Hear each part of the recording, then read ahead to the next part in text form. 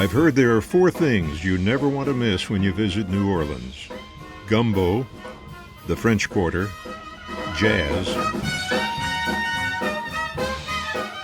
and a visit to the National World War II Museum. And I've been able to experience all of these here in the Big Easy. A daytime cruise on my scooter through the French Quarter, an area that only comes to life when the sun goes down and the lights come on. Muriel's, a famous French Quarter restaurant on Charter Street, was where I dined on some of the best Louisiana gumbo this side of the levee, where a helpful bartender directed me to the Mahogany Jazz Hall on Charter Street. He said it was one of the best. He was not wrong. She was stretched on a long white table without no underwear. Hey, so cold, so sweet, so fair.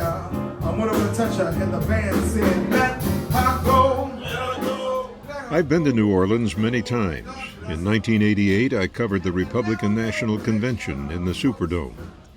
My last visit was in 2009 during my coast-to-coast flight in a light sport aircraft.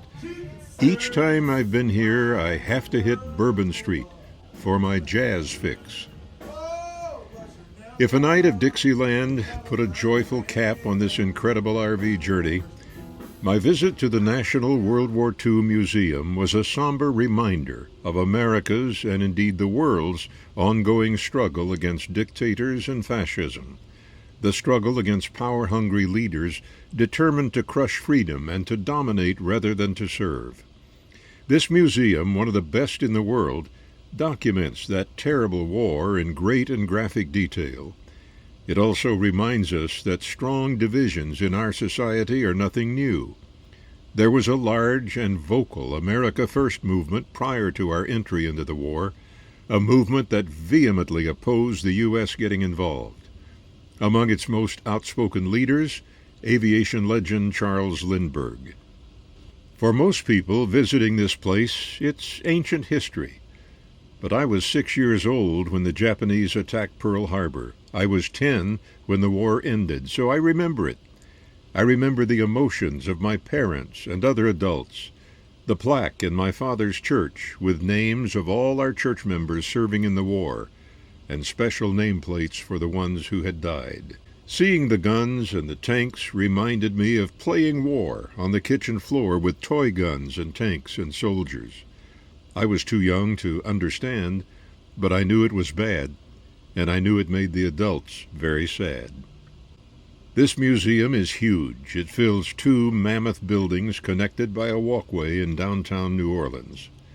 Its thousands of artifacts are supplemented by more videos than you could watch in a month, each one taking the visitor through a phase of the war, from Pearl Harbor to the beaches of Normandy, and Japan's surrender aboard the USS Missouri.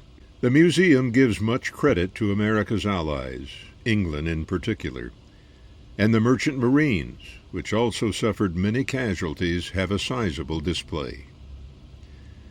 For me, it felt like this museum fit into a mosaic with the others that I'd visited, notably those of Eisenhower and Truman, both of whom played critical roles in the war. Well, tomorrow, Grouch and the old guy call an official end to our trip as we pack up the RV and head across the Louisiana state line and into Florida. This 90th birthday celebration journey had been mapped out at 6,337 miles. The odometer tells me that by the time we get home, it will have topped 7,000. Thank you for joining us on this remarkable journey and for sharing it with your friends. Here's hoping we meet again, somewhere, sometime, around the bend.